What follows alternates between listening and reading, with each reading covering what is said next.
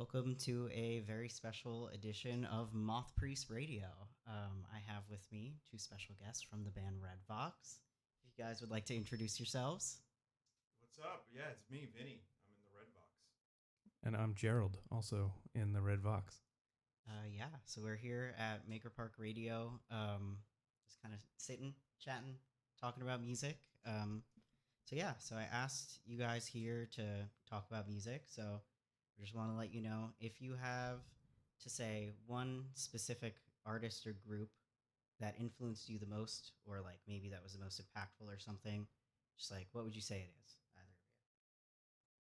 I mean, it's hard to choose one, but David Bowie is an easy answer because there's just so much, so many different styles. And then Radiohead, Nirvana. I mean, that's the one I had growing up. So those are the three obvious ones. If I have to pick one, I always go with Miles Davis, just because I spent so much time listening to his albums, and his career spans such a long time and so many different genres within it. So he's like kind of like a cop-out answer for me, but that's what I would say. Still a good answer. Thank you. Yeah, so like I said, I asked you guys on here because as Staten Island musicians, I feel like it's important to have community and to find each other. As we were talking about before, off the air, Maker Park Radio is a really cool avenue for that. Kind of like getting people together, just like having live events, having just, people just gathering together and being able to enjoy music and enjoy each other, enjoy each other's company. Mm-hmm. And I think that that's really special. It's a cool place. Thanks for asking us to come by. The thing about it is, didn't even know this place existed. So we're actually here in physical real life right now, and not just That is true. over the internet, which is easy and cool. But it's nice to actually be in a radio station and like talk about music. Yeah. So speaking of a radio station, though, as they do, they like to play songs. So would you guys like to start us off with a song from Red Vox? Absolutely. All right. Yeah, I think our most New York song would be a good choice. All right. So we are going to start with Garbage Land by Red Vox.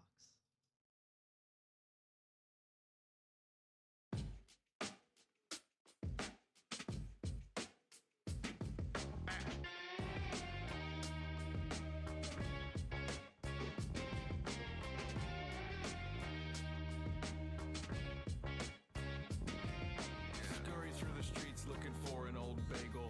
They don't need an invite for a seat down at the table. A piece of pastrami, half-eaten wonton. Living in a bar, playing karaoke songs. Chewing on a sludge-filled Boston cream donut. They don't give a fuck, and they're making sure you know it. Fighting with a pigeon for a piece of rotten cheese. Waiting on the train down to Christopher Street. Garbage bag, rat seat, pizza slices, garbage can. Garbage can. Rats, they understand. Garbage man. Rent and fucked up prices. Garbage plan. Garbage plan. They don't give a damn. Jumping out the trash like a rodent clown car. Filling up the streets like a drum of spilled tar. Little Italy, all the way to Greenwich Village. They stalk at night, they steal, they fucking pillage. Upper class rats with a feather in their cap. A cardboard castle with a moat and mouse traps. A slice from Joe's or a pork soup dumpling. A gift from the dumpster and it's fit for a rat king. Garbage bag, rat seat, pizza slices, garbage can. Rats, they understand. Garbage man. Rent and fucked up prices, garbage plan. How does anyone live here anymore? They don't give a damn. Couldn't pay the rent cause the prices started hiking. And now the MTA approved congestion pricing. The rats had to leave cause they couldn't pay their taxes. And New York City became a ghost town.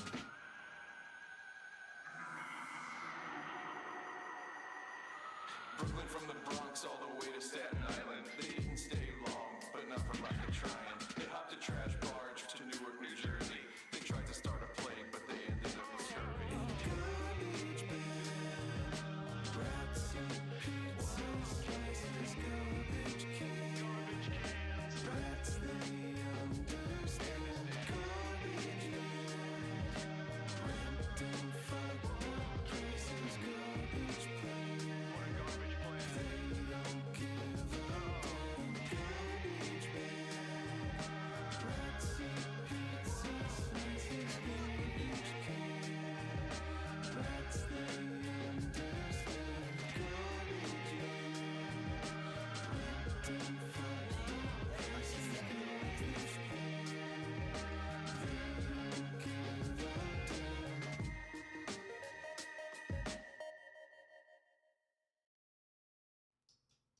we returned back from Garbage Land. So I just want to know, what would you say, like, what's the inspiration for that song? What made you sit down and say, I want to write a song from the perspective of a rat? It was a complete accident because we ended up working on something else, and then I was playing that guitar riff, and it sounded like Beck. I'm like, Joe, what if we put a hip hop beat under this? And that's not even, for those that don't know, that's not even what we sound like usually at all. So, and then I'm thinking, what would Beck rap about if he lived in New York City? I don't know, maybe like rats. That's what I know about. And there you go. There's a full song. We did it in 3 days, which you can tell. But yeah, it's a fun one. So I mean, I personally really like it. I do listen to it quite a bit. I have to say, I think the music video is what makes it for me personally. Because, like, I think the song itself, you know, you can get into the headspace, but once you, like, really sit down, like, watch the video, like, you are the rats then, you know? yeah, well, I did film it in VR, so I was the rats. Well, there you go.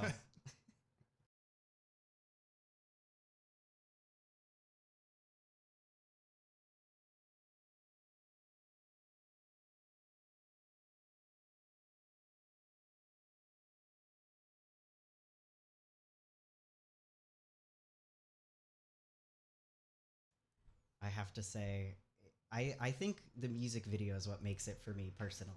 Because, like, I think the song itself, you know, you can get into the headspace, but once you, like, really sit down, like, watch the video, like, you are the rats then, you know? Yeah, well, I did film it in VR, so I was the rats. Well, there you go. All right, so we're going to keep the music going. So I'm going to turn to you guys and ask, you have any song recommendations? Anything you want me to put on? That's a lot of pressure. I'll take a look at that playlist and see Yeah. what you got. You can scroll through. I saw a song from The Cars, which might be kind of cool. Which one did you have on there? I don't. I have Car Seat Headrest. Very different band. Oh, very different. Yeah. Echo and the Bunnymen. That's always good. That is actually a great song. I'm going to cue that up.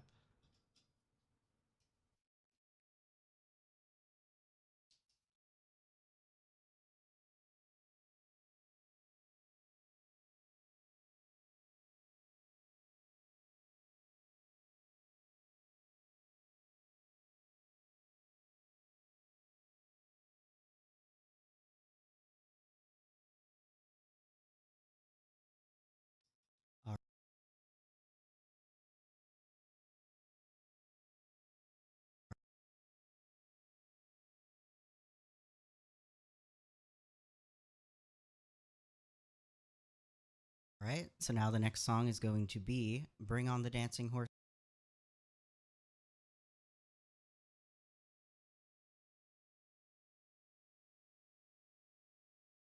The music going. So I'm going to turn to you guys and ask, you have any song recommendations? Anything you want me to put on?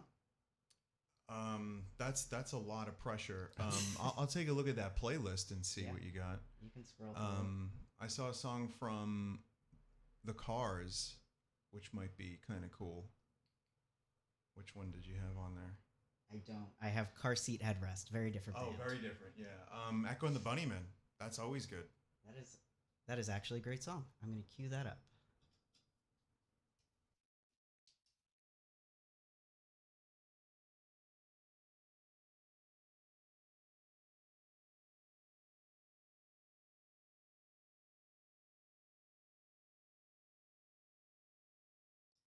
All right. So now the next song is going to be Bring on the Dancing Horses by Echo and the Bunnymen.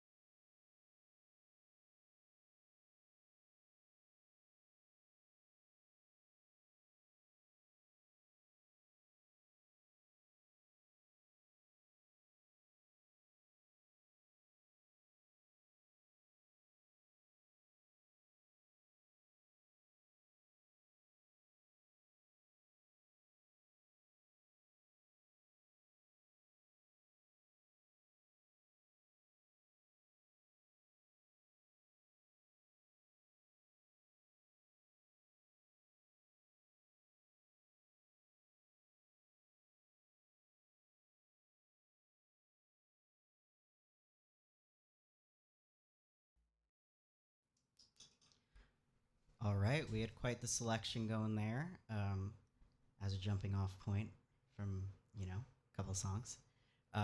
So another thing that I want to talk about with you guys is just like, I asked you about like musical influences, but like, what would you say for like either of you is like, where did you like start, I guess? I know that that's a very huge question, but like if you, at least like what was it that like piqued your interest with music, I just always had it was just something that I was always interested in, and so like my father played music in the house. We had like a piano, and I always gravitated towards the instruments. But the thing that got me into music, and I'm making air quotes with my fingers, like just music scene. I had an older brother, and he would bring home like cassette tapes of stuff like this, just mixtapes. Mm-hmm. That's how I got exposed to like bands and stuff like that. Cool. Mm-hmm. So it started in a pool, and my cousin brought Unplugged in New York from Nirvana, and we listened to it for a long time, and I just started asking him questions like, who is this guy? And he was like, well, I have some bad news for you. But we listened, and I really, really loved the sound of it, and I loved the melodies, and that's when I first noticed music. So I was 10, and then I remember getting a guitar with an amp inside of it, and it was terrible. It was like a Toys R Us guitar. I know the kind. I didn't know how to play. No one ever taught me to play. Years later, though, I ended up getting a real guitar, and I was 18, so I started late.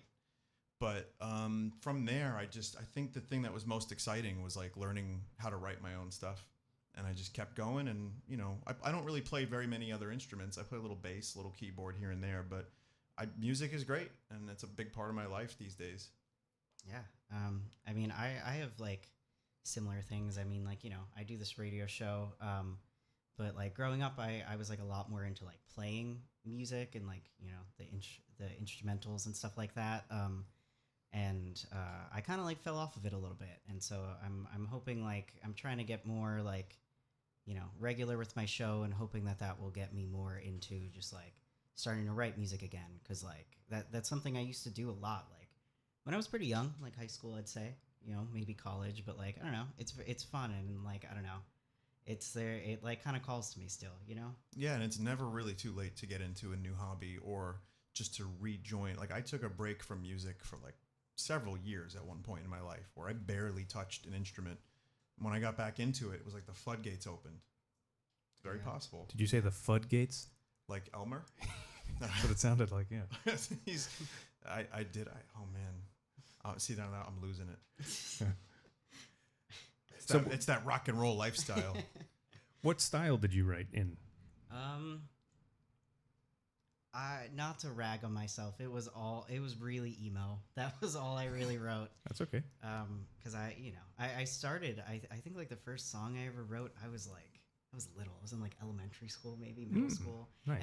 And I don't remember what the song was about, but I will tell you this. All I remember is that after writing it, I remember thinking to myself, this song is so good, I'm going to sell it to Avril Lavigne.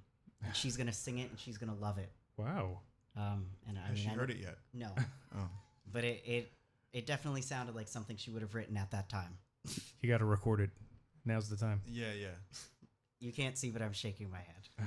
Listen, I know Avril. I'll give her a call. Yeah. I don't know. I don't know. I've listened to maybe 3 songs. That's it. Sorry, Avril. If you're listening, though, we can collaborate. We got a studio. Get the Avril Come on. Redbox collab. Yeah, come to Staten Island. That's a tall order. Big ask. But we did have, that the baseball stadium we have years ago. There were a lot of bands there. Pixies were there. There was a Pixie song on today.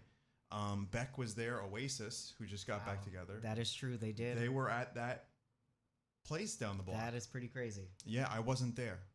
I wish I was. Well, even closer, right here on Bay Street in the 80s, and this is before my time, but there was a club called the Paramount. Yes, the marquee is still up. Yeah. Yeah, No, and- my mom has told me she used to go there like when she was a teenager. I bet she has some great stories because like Metallica played there. Yeah. I think Led Zeppelin was supposed to play there, but they didn't. I don't remember. I've heard stories, but The B-52s might have played also. yeah. Well, what's his name? Buster Poindexter. Was he from the B-52s, or am I confusing my? Because he's from Staten Island, but yeah, I cannot confirm. I apologize. that's okay. No, there's no reason to apologize. But yeah, Bay Street used to be a happening place. And the Beach Boys were at the St. George Theater not that long ago. the one Beach Boy that remains. John Stamos. That's him. Yep. The original true blue Beach Boy. Yeah. I'm Anyway. sorry, I don't have a response to that. That's okay. Um, That's okay. What? Yeah. What? Yeah. What you said? Emo, right? yeah. Okay. So who else were some of your influences? Mhm. I'd say at that time, it definitely was like, I'd say Nirvana. That was a big influence. Like, I remember I had bought this. Would you is like, consider them emo?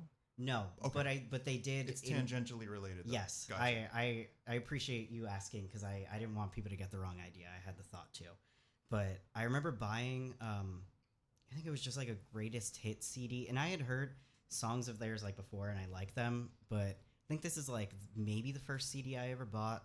It was when Target still had CDs. I think they still do, but like not really. They're on the floor. Yeah, they have like two. There's a floor They're selection. covered in dust and like cobwebs. Yeah. But I remember it was like I used to have a big section, and I bought that like greatest hits, like Nirvana great. Was it a Nirvana's black greatest hits. CD with just the text on the front? No, The- it was not. It was like a blood orange. Okay. Like I think it was like one of those like non-official, like greatest hits album, Okay. you know, Mhm. where it's just kind of like packed together. But I remember like I had the CD player that I still have, that belonged to my older sister. That it was like a combination like cassette CD player, and I Mhm. remember it would be like 2 a.m, and I would just be playing that CD like on repeat over and over again. And like I feel like when you're young, there's like, you know, you feel a certain way where you're like, you hear music like that and you're like, wow, somebody finally understands me. But the funny thing is when you get older, you're like, no, I actually understand it now, and they do understand me, but in a completely different way than I thought Yeah. I understood it when I was 12 years old.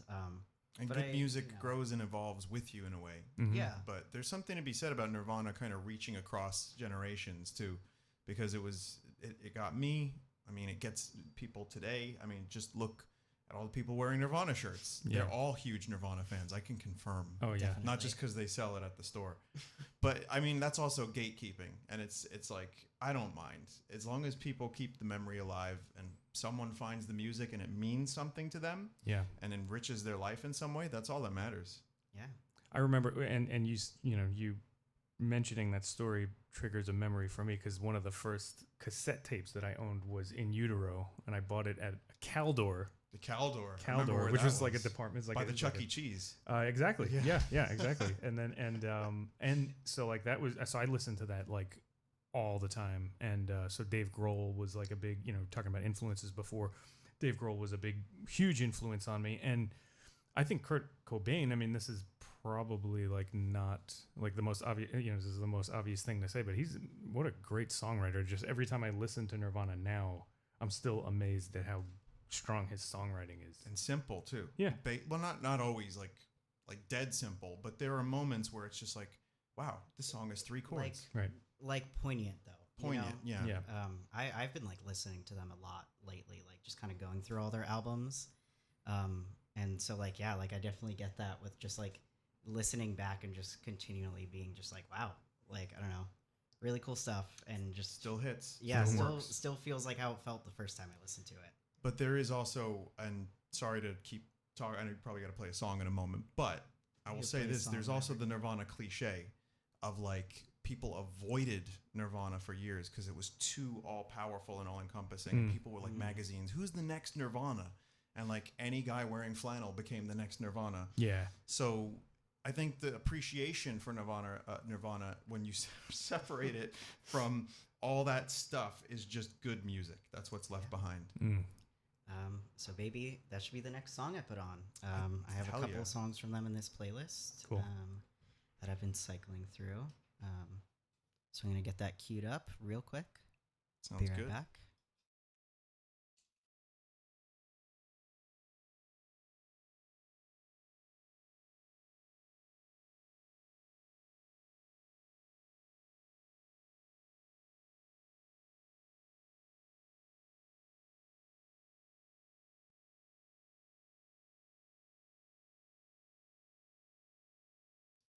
All right, so now we're going to start with probably my favorite song off of In Utero, Scentless Apprentice. Nirvana.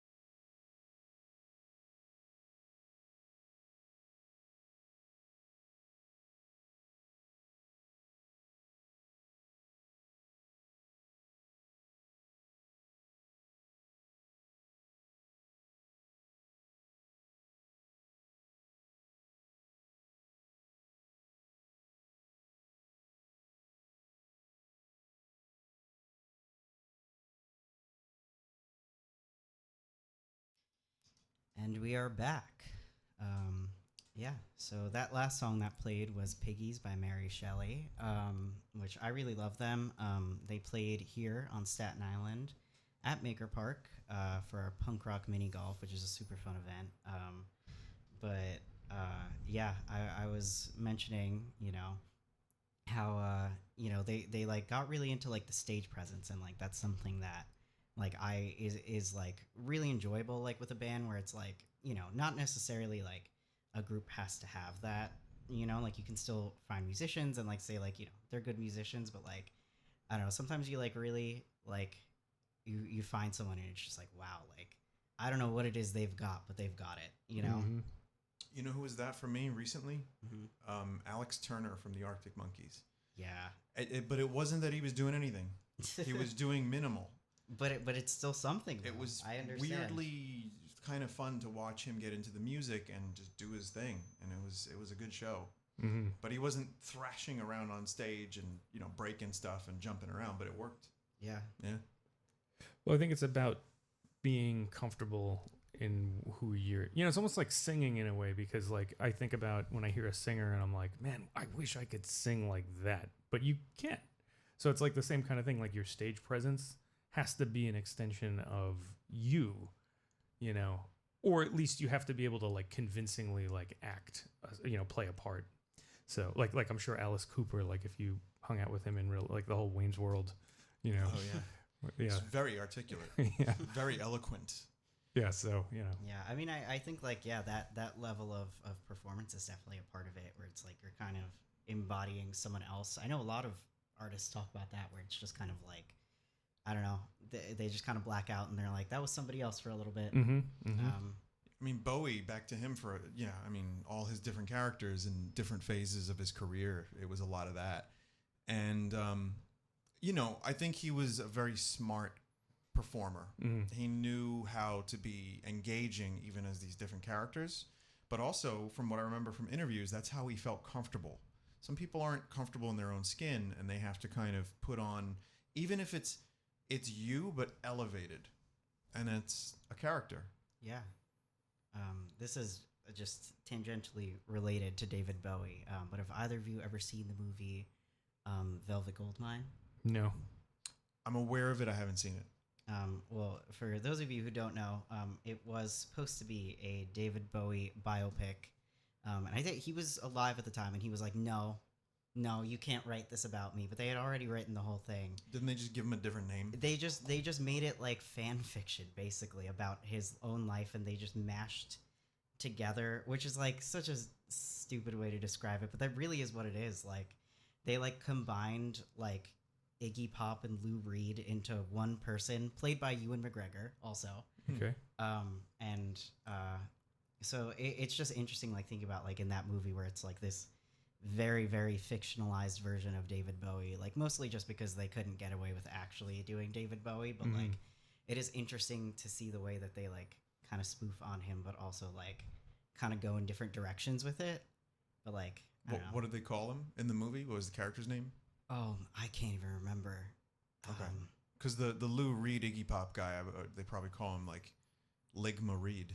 Right? They definitely they definitely don't. Oh, that's a shame.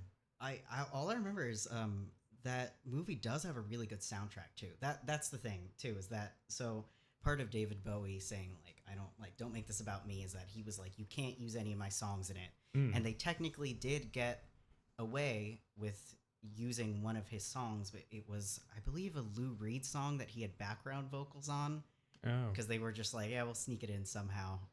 But like it has Vultures. Like, yeah. Yeah. Picking up any scraps of Bowie they can, throw it in their hack movie. I don't know, maybe it's a good movie. Is it? Yeah, it's All right. weird. It's Well, a there you really weird movie. What was it? Christian Bale's in it also. Wow. They like, it shows him when he's like young in like the 70s and like kind of like the beginning of like Britpop, but it's like it's just like adult Christian Bale, and they kind of try to put makeup on him, and like they do the thing where they just give him a wig to be like, look, he's younger now. Yeah. And I'm like, that's just that's just Patrick Bateman looking at me like I don't see it any other way. Before you finished the sentence that said adult Christian Bale, I thought you were going to say adult Christian music, like Adult Christian contemporary. yeah. I mean that's definitely a genre. I don't think I play it here, but it's a genre. It is a genre. I mean, you are a priest. Yeah, Kind well, of sorts. that's more nerdy. It's not an actual priest. Okay. Vinny's referring to my username as Moth Priest. That is from the Elder Scrolls. I Oh, should know okay. that, Because I was going shouldn't to I? ask you about that. Yeah, I was. Yeah, they're the people who read the Elder Scrolls. I just was like in high school and was like, that sounds cool. Yeah. And I like this okay. game, and it's just been my username on everything. You know, in an alternate reality, I would still be Cloud from Final Fantasy VII because no one named themselves Cloud in 1997 on the internet. No.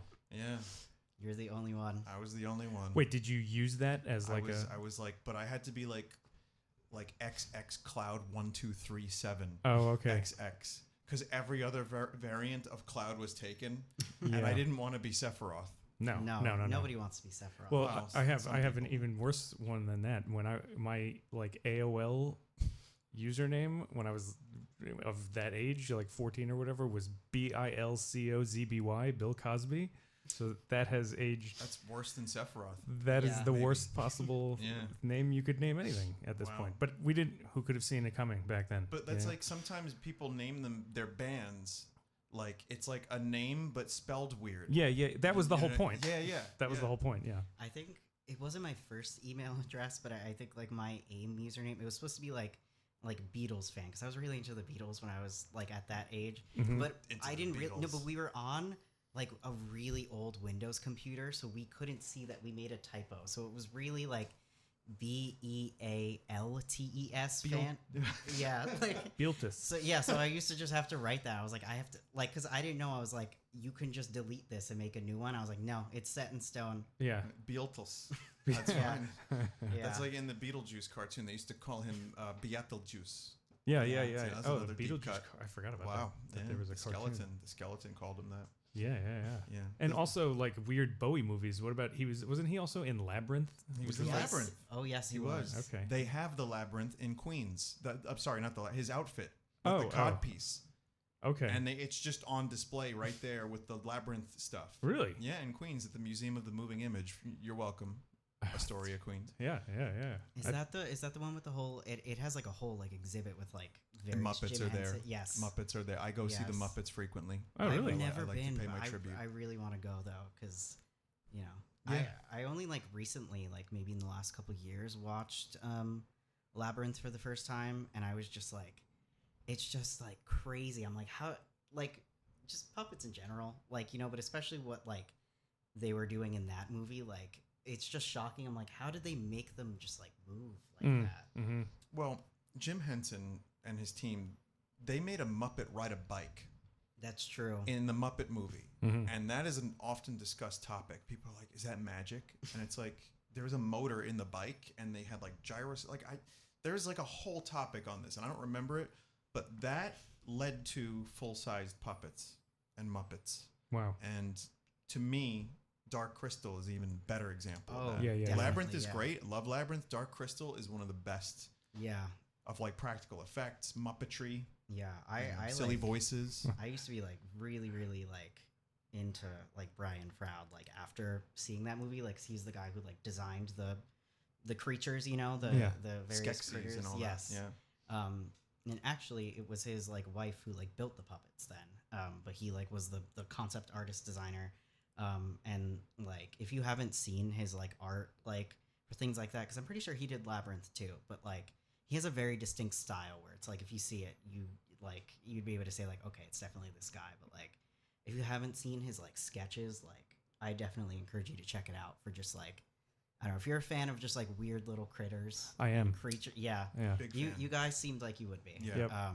Then yeah, like look up just like Brian Froud's like concept art. It is Okay. like mind blowing, like super cool, just like fantasy stuff. Yeah, that's a big part of my childhood. Still to this day, I like fantasy stuff. That's why I'm surprised I didn't know a Moth Priest was in Elder Scrolls. But I've only ever played Skyrim 1,000 times, so I mean, Yeah. they're like kind of forgettable in the lore, to be honest. That's probably the only reason I got the username. Like they're mentioned, I think, like in passing once in the game, and then in the Dawn Guard DLC, I think you have to like capture one of them, like Okay. bring him to the vampires. And Okay. Yeah. God, memory's hazy. The only thing I know about Elder Scrolls is like the people that made those like memes online where they just like it'll be like a person like what like Like an NPC. yes, or, like yeah. walking into Have the you chair. heard and of Yeah, stuff. and they Ew. put the music behind it, right? Yeah. That's the only thing I Stop! You violated the law. That's all I know about it. But Yeah. you know, it's That's- the life. That's kind of all you need to know, Yeah. I would say. It's funny that you get that out of like osmosis of just existing on the internet. It's Yeah. like here's all this weird stuff, and you're just like, yeah, you know what? That's fun. And there's also that guy that he had like in the late 80s, he made like this VHS like learn Spanish at home thing. And it's just like this guy who just set up like a tripod with his video camera, and it's just him being like, do you want some bread? And like, like doing this kind of stuff. With the and then, Oblivion music. yeah. And then they put them, well, he, like they edited that in later, Perfect. yeah, Perfect. it's really funny. Yeah, that's good stuff. Yeah.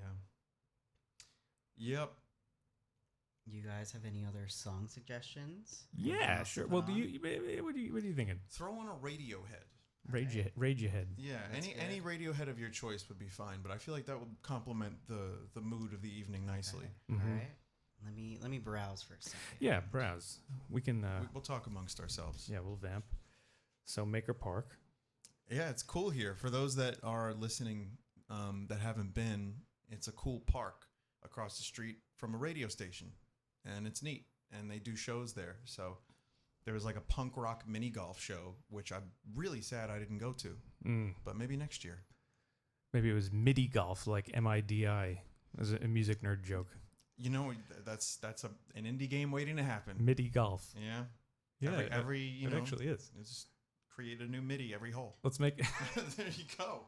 All right.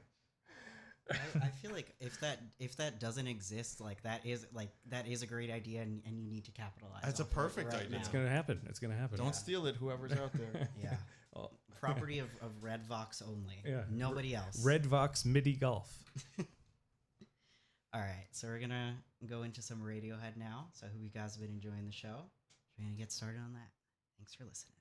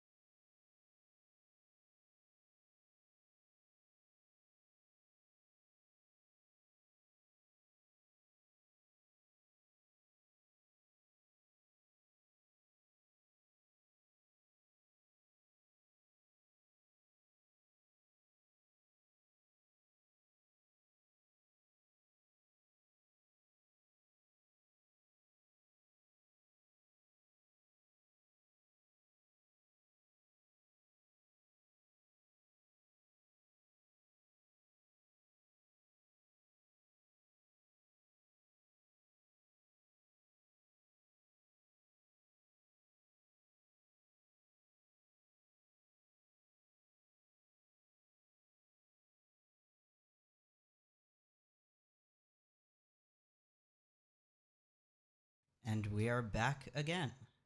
So we're still here, but the night is winding down. So we're just gonna chill out a little bit longer. I did want to ask you guys. So at the end of the show, I'm going to be playing another song by Redbox, not Garbage Land again, but another song that came out around the same time, and it's called Remember. If you guys want to talk about it a little bit before we play it, just about the writing process, anything like that. I don't remember where the melody came from for that one, but I remember this is going to be a tough song to talk about without saying remember. But it's one of my favorites because it's fun to play live, and it kind of, I was just saying, it kind of encompasses like a lot of what we do as a band, and it has I'm really happy with the way that one turned out, and Jerrold is playing bass on that one. I do play bass, yes. Yeah, it's kind of interesting for me because like that was in the mishmash of songs that when I first started playing with Redbox, it was kind of just, here's all of our songs. Like we're just going to keep, so we'd get together, we'd play through them and whatever. And so for me, it was kind of like, I was just trying to learn as much material as possible. So it just kind of blended in with all the rest of them. Not, it has its own stylistic thing, but just for me, it was a lot of stuff to learn. And then as we played it more and more, did some shows or did a show and then filmed the video. Like when it was released, because then we got together and filmed the video. And then that's really when it clicked for me when I saw the visuals. And, because like I'd come down to the studio, we'd record a few tracks and then I'd say, okay, cool, on to the next one, on to the next one. So for me, it was hard to remember which was which. And then when I saw the video back, I was like, oh, now I get why this song is so cool. Yeah. Like those, what Sphinx made the Great Sphinx, a friend of mine. That video came out great, and it really matches the tone of the song. He's very good at matching a visual to a sound, and the song has got some interesting voicings. Joe sometimes is like, "What is the scale for this thing?" Mm-hmm. And I, if I wasn't playing rhythm, I would say the same thing because it gets it's deceptively weird to play, but one of my favorites to play live, and once we start doing that one, I usually feel comfortable. That's how it's been for me. Like we do that one second or third. So well, and the funny thing about that too is just again like talking about like my learning process for it was I remembered it from like how the device that I had in my head is I'm always trying to like when I'm learning music I always try and relate what I'm playing to something else that I know, very much like kind of picking a set list in radio. One thing leads you to the next, and that first riff, the bump, bump, bump, bump, bump, bump, that always reminded me of "Will You Still Love Me Tomorrow" by I think it's the Ronettes, which is like just like a kind of doo-wop like 60s, and so that was the association that I had for a long time, and then watching the video, hearing it back, the chorus is like super Nirvana to me. Yeah, it is. It's like massively Nirvana. Yeah. So in my mind, that's like a really interesting, it's actually kind of like a full circle because I hear a lot of 60s music in Nirvana. Oh yeah. Kurt was a huge Beatles fan. Yeah. So I think that song is a really interesting encapsulation of just like the last, 60 years of American music. I have two tangential points. One of them is not related at all, kind of related. But have either of you ever heard the Kurt Cobain cover of "And I Love Her"? And I Love Her, yeah. A long time ago, yeah. Yeah, I mean it's a different vibe completely from the McCartney version, and it's dark, and he sings real low. His register is like not what you'd expect. It's like just him and the guitar, I think. Yeah, right? and it's on like a crappy tape recorder, so it's not anything like. But that adds to it. Yeah. Yeah. It's not something I return to, but I remember when that was like kind of unearthed from the archives. Yeah. I had a story I was talking about during the song a moment ago, which is when I was younger, I would buy Nirvana bootlegs because it was like Tupac. It would be like a new album every year. And so I would just buy all these posthumous albums, and it was just like, here's a different name for a song that's been out for 5 years. And then one of them was like it's like Lithium new mix, and then it was just recorded off of someone's boombox in like the next room. But yeah, no, hearing that and hearing anything Nirvana that was like dug up like years later was like a surreal thing for me because I thought I heard everything. And then here's this cover of And I Love Her. It was it's melancholy. God, you know, McCartney's version is sweet. Yeah. And Kurt's version is like, oh no. Very dreary, yeah. Yeah. Right.